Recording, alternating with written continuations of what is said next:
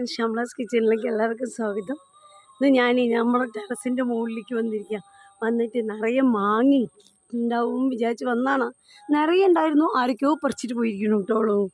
ഇതവിടെ കുറച്ച് മാങ്ങിയുണ്ട്, അത് ഞാൻ 2 എണ്ണം പൊട്ടിക്കാൻ പോകും കേട്ടോ. അതോ എന്നിട്ട് നമുക്ക് എണ്ണ മാങ്ങി ഉണ്ടാക്കാം. 2-3 എണ്ണം പൊട്ടിച്ചിട്ട് എണ്ണ മാങ്ങി ഉണ്ടാക്കുക. അതുകൊണ്ട് നല്ല മാങ്ങയാണ്, മൂത്ത് റെഡി ആയിട്ട് നിൽക്കുന്നുണ്ട്. ഇത് അവിടെ ഒരെണ്ണം ഉണ്ട് കേട്ടോ. ഇതും കൂടെ പൊട്ടിച്ചു, 2 എണ്ണം പൊട്ടിച്ചിട്ടുണ്ട്.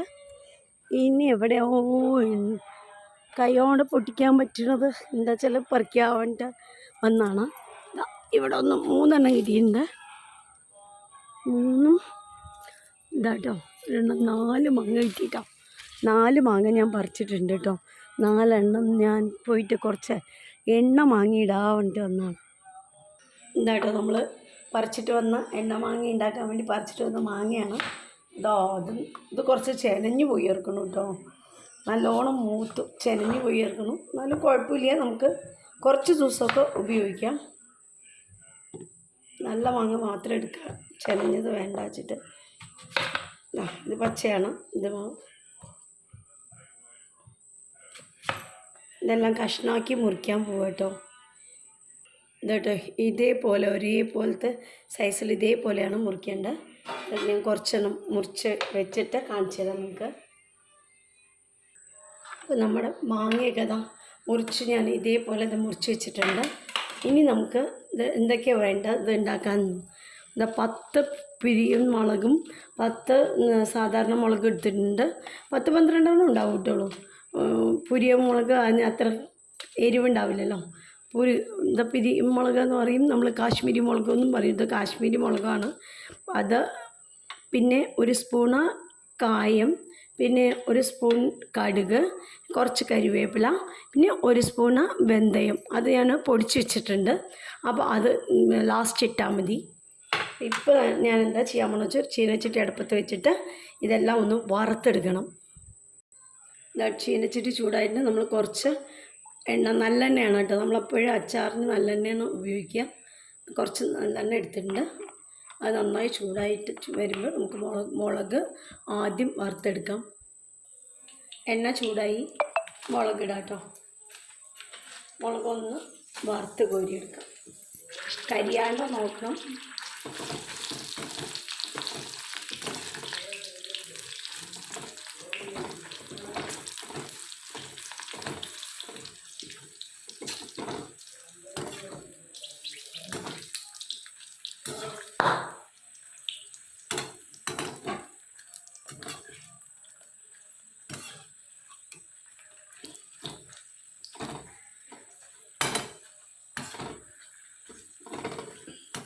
അതിൻ്റെ വറവായിട്ടുണ്ട്, കോരിയെടുക്കാം. ഇനി നമുക്ക് മാങ്ങ വറുത്തെടുക്കാം. കുറേശ്ശെ ഇട്ടിട്ട് മാങ്ങ വറുത്തെടുക്കാം കേട്ടോ. എണ്ണ മാങ്ങയല്ലേ, അപ്പോൾ എണ്ണയിൽ വറുത്തെടുക്കാം.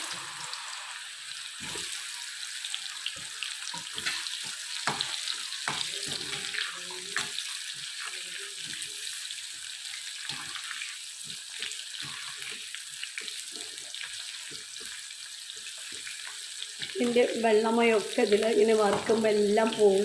വെള്ളത്തിൻ്റെ അംശമൊന്നും ഉണ്ടാവില്ല കേട്ടോ. അപ്പോൾ അതുകൊണ്ട് കേട് വരാണ്ടിരിക്കുകയും ചെയ്യും. നിങ്ങൾക്ക് എല്ലാവർക്കും അറിയാം, നിങ്ങൾക്കറിയാം. ഇത് ഞാനുണ്ടാക്കുന്നത് ഇങ്ങനെയാണ്. നമ്മളവിടുത്തെ മാങ്ങയൊക്കെ കിട്ടിയപ്പോഴും ഞാനൊന്നും ഉണ്ടാക്കാൻ വിചാരിച്ചിട്ട്, നല്ല മാങ്ങയൊക്കെ മൂത്ത് വന്നപ്പോഴേ എന്നാൽ ശരി 2-3 പറിച്ചുണ്ടാക്കാമെന്ന് വിചാരിച്ച് ഞാൻ മുകളിൽ കയറി പറിച്ചതാട്ടോ. അപ്പോൾ വറവാകുന്നുണ്ട്. ഇതാകുമ്പോഴെന്താ അറിയുക, കുറച്ച് വെന്തും കിട്ടും മാങ്ങി. ഇനി എന്നാൽ ഒരുവിധം വെന്ത് പോലെ ആയിട്ടുണ്ട്. കോരിയെടുക്കാം.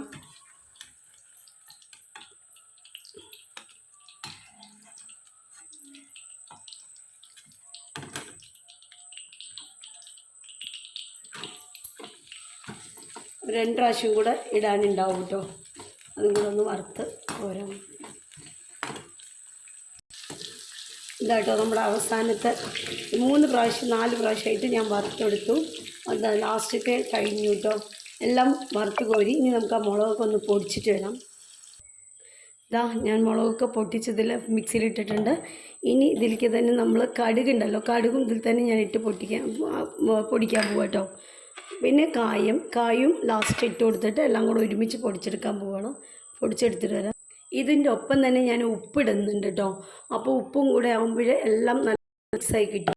അതെല്ലാം ഒരുമിച്ച് ഉപ്പിട്ട് പൊടിച്ചാൽ എന്താ അറിയോ, വേഗം പൊടിഞ്ഞും കിട്ടും. അതുകൊണ്ട് ഞാൻ ഇതിൽ ഉപ്പും കൂടെ ഇട്ടിട്ടാണ് പൊടിക്കാൻ പോണത്.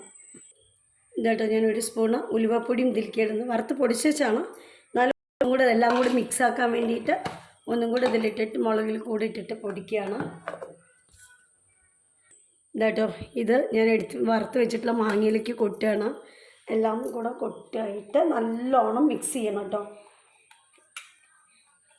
കൈ കൊണ്ടാണെന്ന് വെച്ചാൽ കൈ കൊണ്ട്, അല്ലാതെ നിങ്ങൾ സ്പൂൺ വെച്ചിട്ട് കൈ കൊണ്ട് മിക്സ് ചെയ്യണത് തന്നെയാണ് നല്ലത്. ഇതെല്ലാം പൊടി ഇട്ടിട്ടുണ്ട്.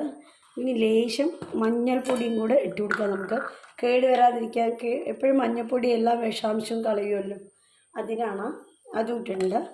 ഇനി ഇതെല്ലാം കൂടെ നമ്മളൊന്ന് നന്നായിട്ട് തിരുമ്മിയെടുക്കുക. കാണുമ്പോഴേ തിന്നാൻ തോന്നണം കേട്ടോ. അപ്പോൾ കഞ്ഞിയുടെ കൂടെയും വെള്ളച്ചോറൊക്കെ ഉണ്ടെങ്കിൽ വെള്ളച്ചോറും മോരും ഈ മാങ്ങിയപ്പ സൂപ്പറാണ്.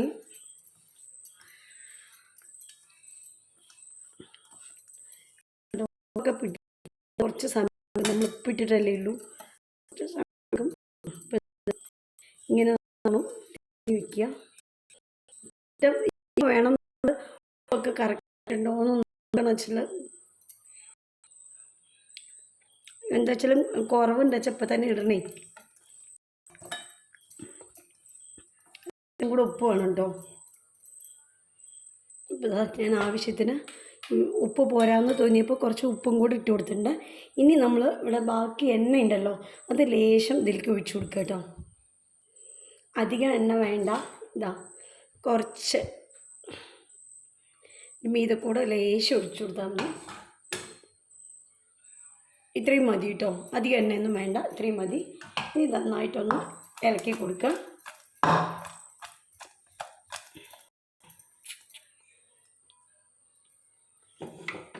ഇതാട്ടോ നമ്മുടെ എണ്ണ മാങ്ങ റെഡി ആയിട്ടുണ്ട്.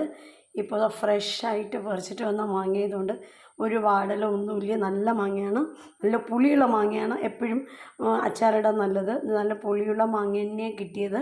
അപ്പോൾ ഇതാണ് നമ്മുടെ എണ്ണ മാങ്ങ കേട്ടോ. ഇന്നത്തെ വീഡിയോയിൽ നമ്മൾ എണ്ണ മാങ്ങയാണ് ഇട്ടത്.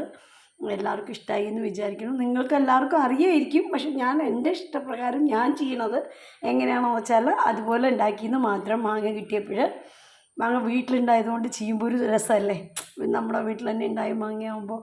അതുകൊണ്ട് പോയി പറിച്ചിട്ട് വന്ന് ചെയ്താണ്. നല്ല ടേസ്റ്റാണ്. വീട്ടിലെ തൈരും ചോറിൻ്റെ ഒപ്പമാണ് എനിക്ക് ഏറ്റവും ഇഷ്ടം. തൈരും ചോറിൻ്റെ ഒപ്പം ഞാൻ വെള്ളച്ചോറും തൈരും ഈ മാങ്ങയും കൂടിയിട്ടപ്പ എന്ത് രസമായിരിക്കും എന്നറിയാം. പറയണ കേൾക്കുമ്പോഴേ വായിൽ വെള്ളം വരുന്നു. അത് നല്ല രസമാണ് കേട്ടോ. അപ്പോൾ എല്ലാവരും ഉണ്ടാക്കി നോക്കുക എന്ന് പറയുമ്പോൾ നിങ്ങൾക്ക് അറിയായിരിക്കും. പറ്റുന്നവരെ ഉണ്ടാക്കി നോക്കുക. ഞാൻ ചെയ്യുന്ന പോലെ എങ്ങനെയാണെന്ന് വെച്ചാൽ അതുപോലെ ഒന്ന് ചെയ്ത് നോക്കും നിങ്ങൾ. ഇത് കേട് വരാണ്ടിരിക്കും കേട്ടോ. ഒരു 6 മാസം വരയ്ക്ക് ഇതൊന്നും ആവില്ല. 6-7 മാസം വരയ്ക്കൊക്കെ ഒന്നും ആവാണ്ടിരിക്കും. പുറത്ത് വെച്ചാലും അങ്ങനെ തന്നെ ഇരിക്കും. ഫ്രിഡ്ജ് വെക്കേണ്ട ആവശ്യമില്ല കേട്ടോ. ഇത് നന്നായിട്ട് ഒന്ന് ആറിയ ശേഷം ഒരു കുപ്പിയിലാക്കി ഭരണിയിലോ ആക്കി അടച്ചു വെച്ചാൽ മതി കേട്ടോ. അപ്പോൾ എല്ലാവർക്കും എൻ്റെ വീഡിയോയിലേക്ക് ഇതൊന്നും ഞാൻ നേരത്തെ പറയുന്നു. അപ്പോൾ ഇതിൽ പറയുന്നത് നിങ്ങളെൻ്റെ വീഡിയോ കാണുക, ലൈക്ക് ചെയ്യുക, ഷെയർ ചെയ്യുക. പിന്നെ സബ്സ്ക്രൈബ് ചെയ്യാത്തവരൊന്ന് സബ്സ്ക്രൈബ് ചെയ്ത് കാണണേ. Thank you.